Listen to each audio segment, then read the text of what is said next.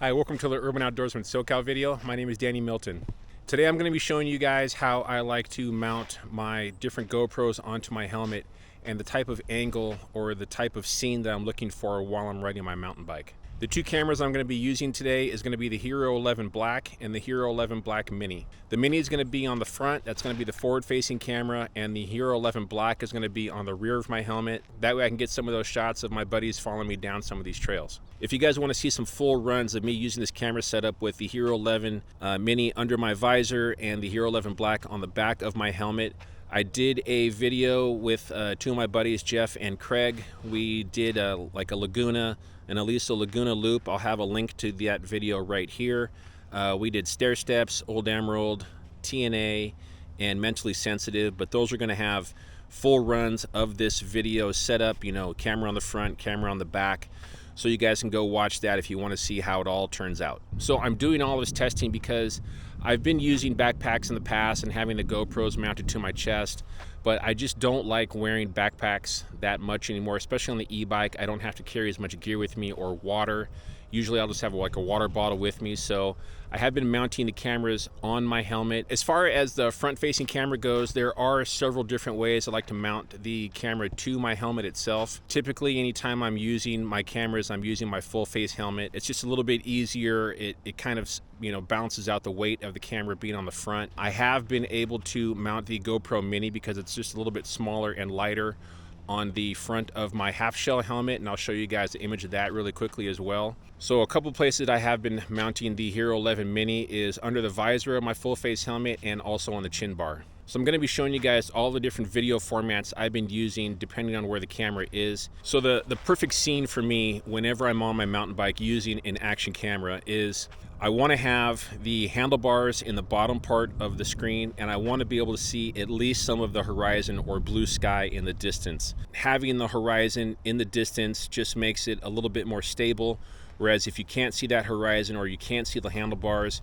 it just feels like you're going down a roller coaster, and it does make some people a little bit motion sickness watching videos in that type of format. So when I've been mounting the Hero 11 Mini under the visor, like I said previously, I've been shooting an 8x7 format, and I'll show you guys on screen what that looks like. The 8x7 format is a taller image, so it's able to get everything in view.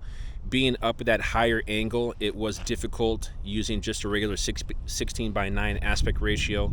I could see the horizon, but I couldn't see my handlebars, or I could see my handlebars and I couldn't see the horizon. So what I started doing when the camera was mounted under the visor is shooting an 8x7, and then I would take that video format, put it in Premiere Pro, and I would stretch it out to a 16:9.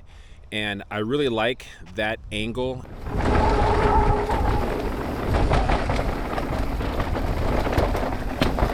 A little bit of that Lobo.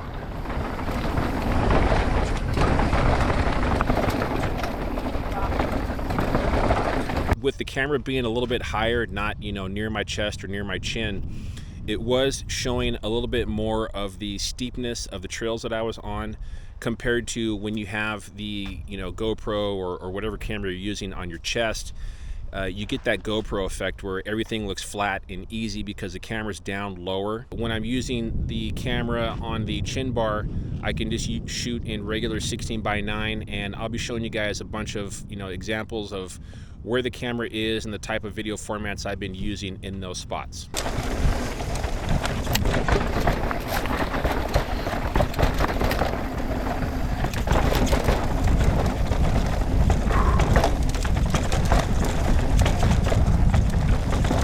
With the Hero 11 Mini mounted under the visor, it does feel a little bit more protected in that area compared to it being on my chin.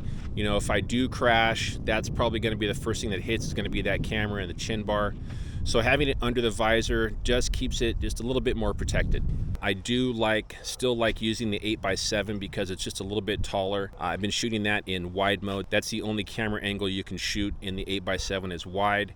It does come off also at 60 frames per second, but anytime I do my formatting, I do 24 frames per second. And I'm really happy with the video that I'm getting with the Hero 11 Black on the back of my camera. When I'm using the Hero 11 Black on the back of my camera, I have it in the kind of the narrowest field of view possible. It's narrow with horizon lock. So that's the narrowest, that's kind of like the zoomed in amount, the highest amount of zoom that you're gonna get on the camera. Still in 4K or 5K using that 24 frames per second. It's the narrowest, you know, compared to Super View, which is the widest, and that's gonna keep whoever's behind you looking closer so you don't have to zoom in, so you can still have that 4K quality. But I really like the video I'm getting off of it. You know, I had Jeff and Craig following me down a couple of trails. We were on Old Emerald and Craig was behind me. We did another trail where Jeff was behind me, and I'm super stoked about that video that I'm getting as well. Just another kind of, you know, different camera angle of going down these trails, and you can kind of see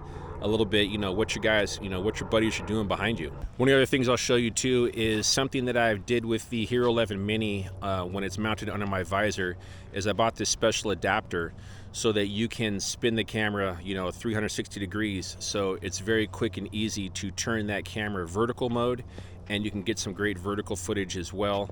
I really like that. You know, anytime you want to post anything to Instagram, you want it in that 9:16, which is the opposite, so you can post that straight to Reels or YouTube Shorts, anything like that. Very easy. I will have links to all of the stuff, you know, like the dead cats. Someone asked me about the dead cats I was using. I'll have a link down in the description of the dead cats I'm using. I'll show you guys the adapter that I'm using to be able to spin the camera, and anything else will be down in the description. If you guys click those links, go to Amazon and purchase. I do get a small percentage of that purchase. Doesn't cost you guys anything extra, but you know, every little bit helps out the channel. So let me know if you guys have any questions about the setup, or you're having problems getting that perfect camera angle. Leave those questions down in the comments below. I'll get back to you guys as soon as I can. Make sure you do all that fun stuff for me, please. Smash that like button, share, comment, definitely subscribe to the channel.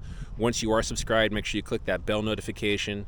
I'm not the most consistent when it comes out, you know, when it comes to putting out videos on a weekly basis, but I am doing my best right now. So last but not least, click on one of the boxes in the corners. One will take you to a mountain bike playlist, another to a favorite video, and you click the logo in that corner, the Urban Outdoorsman SoCal logo, to subscribe. Thanks a lot.